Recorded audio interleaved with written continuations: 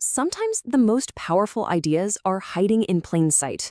And today, we're going to uncover one of them. Not by looking at some complicated theory, but by diving deep into one single super common word, a word you've probably said a million times and never really thought twice about. So, here it is. I've got a question for you. How many different ways can you use the word boot? Seriously, take a second. What comes to mind? Probably a shoe, right? Maybe booting up a computer. Well, what if I told you the real story behind this word tells us something huge about how we talk to each other? All right, let's jump right in. We'll start with the most obvious one, the meaning that probably popped into your head a second ago. And yep, it has everything to do with what you put on your feet. So, definition number one is pretty much what we all expect, right? A boot is a type of shoe. You can count them. 1 boot, 2 boots, super simple, super straightforward. But this is just our starting point. Like, if you hear someone say, "I love my special hiking boots," you get it instantly. You can practically see them. That's the word boot in its most basic, physical form. Okay, but that's not the whole story. Not even close. This is where things start to get really interesting.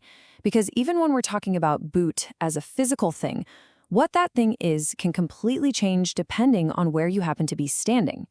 Check this out. If you're in the UK and you say you're putting groceries in the boot, you mean the storage compartment in your car. But here in the US, we'd call that the trunk. It's the exact same word, but it points to two totally different things, a shoe or the back of a car. Wild, right? So, okay, we've got boot as an object, or, well, a couple of objects, but the word does this complete 180 when we stop using it as a noun and start using it as a verb, as an action. And as a verb, boot has this real energy to it, It's informal, and it's pretty forceful. When you boot someone from a place, you're not just politely asking them to go. Oh no, you are forcing them to leave. Just listen to this sentence. Billy got booted off of the train. Man, you can just feel it, can't you? He wasn't escorted out, he was booted. It's such a great, punchy word for describing that kind of thing. Okay, so we've got boot the object and boot the action, and that's pretty cool how one little word can do both. But that versatility, it's actually a huge clue pointing to something even bigger. And that's what we're getting to right now, the big reveal. When we were looking into this, we found something kind of hidden. It was almost like a footnote, just a single line of text. But this one sentence, it changes the whole story. It's the key that unlocks why boot is, believe it or not, an incredibly important word. And here it is. The source says boot is on the Basic English 850 list. Just let that sink in. This isn't just some word we picked out of a hat. It has been officially chosen as one of the most essential, most fundamental words for communicating in English. Period. 850? That's it. I mean, think about it. The English language has, hundreds of thousands of words? To be one of only 850 means you are absolutely 100% essential. And this is the really amazing part. This basic English list was created way back in the 1930s.